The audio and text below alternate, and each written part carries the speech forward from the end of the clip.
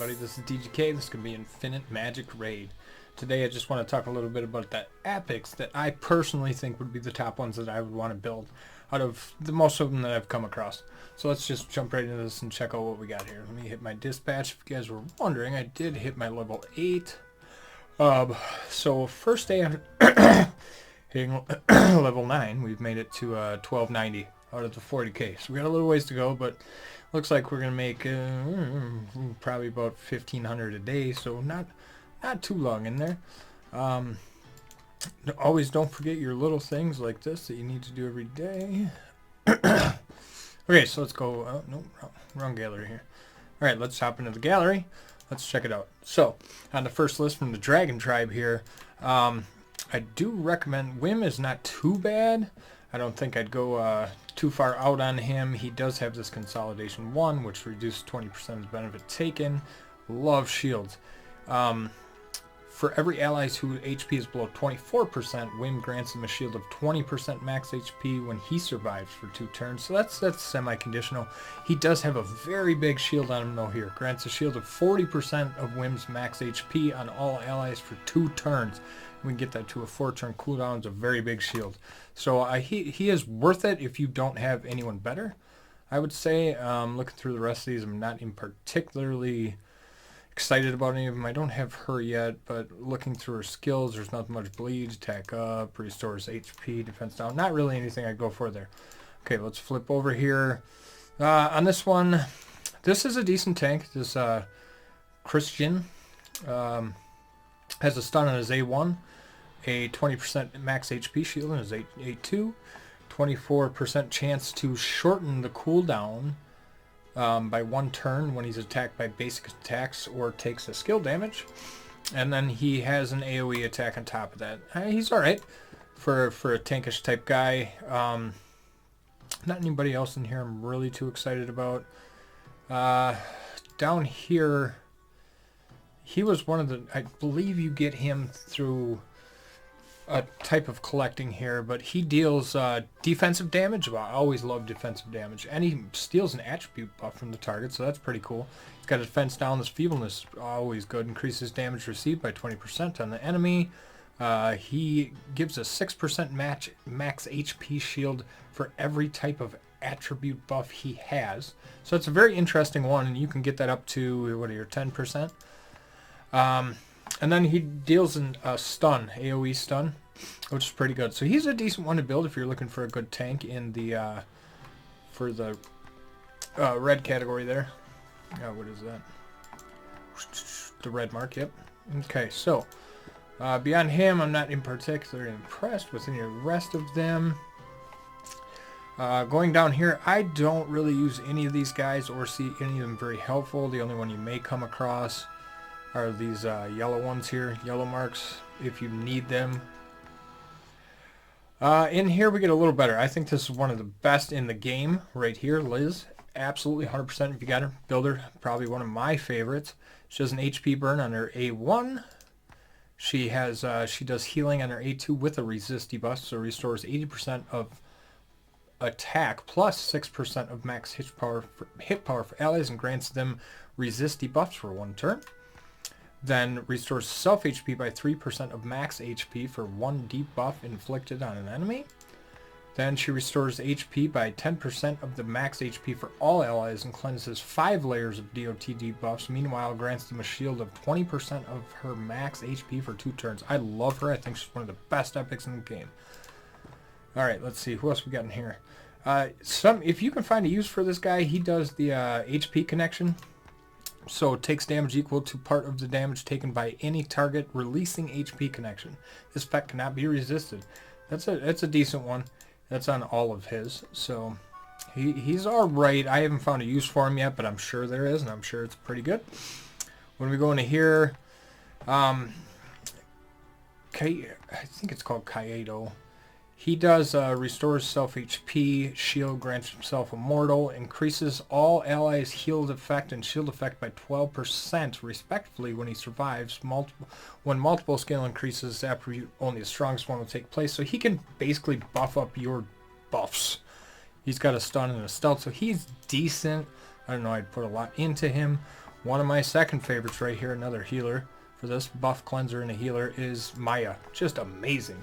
Deals 100%, 20% attack damage to a single enemy and restores hit power by 5% of max HP for the ally with the lowest one. Alright, her skills just keep getting better here. So on our A2 here, we have restores hit power by 15% of max HP for an ally and another 2 random allies before which of the target's HP is full. Cleanses 3 layers of damage over time, debuffs from them, and grants them heal for 2 turns. Then on her passive here, Maya restores self HP by 1.8% of max HP whenever an ally takes direct damage.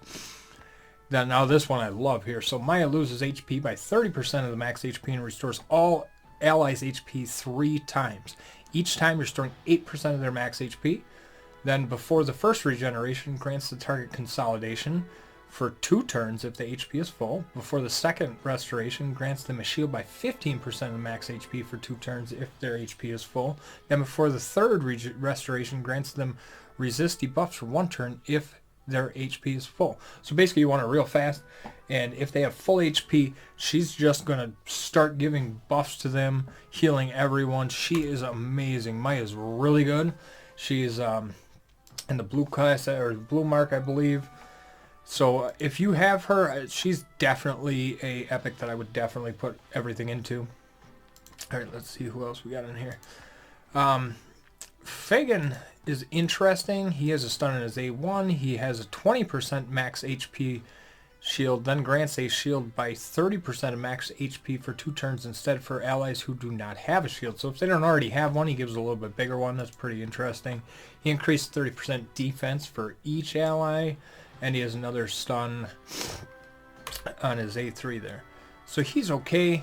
If you need light heroes, I'd definitely maybe look into him if you're lacking. Over here, I'm not too particularly fond of any of these. Let's see what we got left here. This is one of my favorite tanks, actually, for an epic. I love using Vetter. He deals 160% defense damage with 15% to inflict a stun on his A1. Then he deals 140% defense damage to all enemies with 20% chance that you can get up to 28, 32 with a 3-turn cooldown on S. So that's an AoE stun that he has on his A2. Great skill. His passive here is pretty cool. Vetter gains 30% more effective hit when he attacks an enemy whose HP percentage is lower than his, and gains 30% more shield effect when he grants a shield to an ally whose HP percentage is lower than his. So as long as you have him way stacked up on HP, he's going to be putting shields up like crazy. He's got an AoE stun, a regular stun. Then on his A3 here, that was his passive actually. On his A3 here, he grants all allies a shield by 16% of their max HP and consolidation 1. So that's awesome. You can get a shield up there to 22%. I love him as a tank. If you're in need of a green mark and a tank, I love using him. I actually still use him in PvP to this day. Alright, let's see what else we got here. One of the best. I've seen him around for an attacker. You are going to have Holder. Put everything you have into him. He has a great kit. So on his A1, he's got 2 stages of 6% attack damage, 20% chance to inflict bleed for 2 turns. On his A2 is where he's going to... No, I think it's passive he shines. He's going to do almost the same thing, except he's going to inflict a layer of for burn for 2 turns. Holder deals 24% more damage to any target under bleed. So as he's putting up these bleeds, he's going to deal 20% more direct damage during those times. Now his A3 here is what's going to be his counterattack and why most people use him. Holder increases his own attack by 20% for 2 turns. Meanwhile, he grants himself a counterattack for 3 turns. Afterwards, he gains 1 more action turn. So he basically does this and gets to go again. Inflict his bleeds. If anybody hits him, he counters attacks. He's just a great champ. He's a light mark. He's an attack. His exclusive, if you look at it, you can just keep going down on this. He increases leech rate, increases attack, the duration of the counter attack. He's a great epic. Put everything you have into him too as an epic. He's a good one. You're going to see him all over PvP in the arenas. All right, over here we have another one of my favorite light Hardics here. I definitely am building him currently. Deals 140% defense damage to an enemy and gains a shield by 5% of max HP for 2 turns. That shield can be stacked up to 5 times, so if he's pretty fast, you can actually make this shield very big. So and he can do a lot of defensive damage. You can get the shield up to 7.5% of max HP. That is a huge shield there. Alright, then he has consolidation and deals 280% defense damage. His passive here is Hardic has 10% more defense and won't take crit damage from enemies whose defense is lower than his own. So stack this man up with defense. Then he deals 2 stages of 100% defense damage to all enemies. You can get that even higher here with... He is a great tank. He's a great hitting tank too. Plus he can protect himself very well. Put a couple, if you can get a couple exclusives on him here. He's got a 30% chance to counterattack when taking active attacks from enemies whose defense is lower. You stack this guy up, get him up to 150. He is a great epic for sure. Alright, let's go into here. I was not too particularly impressed with Eden here. I've tried her out.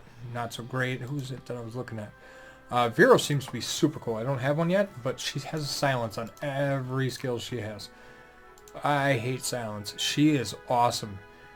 She's AoE damage and control. Yeah, so basically she'll do damage with this attack plus inflict silence, which means your heroes can just basically regular attack.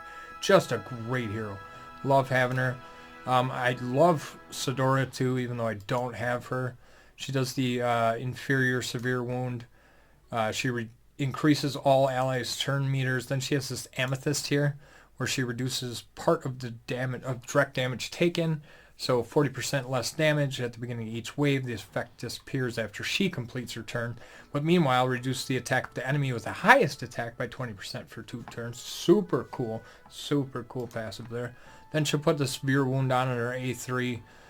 Deals 80% attack damage to all enemies with 6% chance to inflict severe wound. You're going to need that coming across a lot of these bosses. She is another great one. She's a light hero to put some in there. Put some effort into. And there you go. There you have it for my list of who I'm loving right now for Epic Champions. But again, build your team around what you're doing. Love this game. And hey, thank you for watching. And if you like this video, like and subscribe. Have a good day.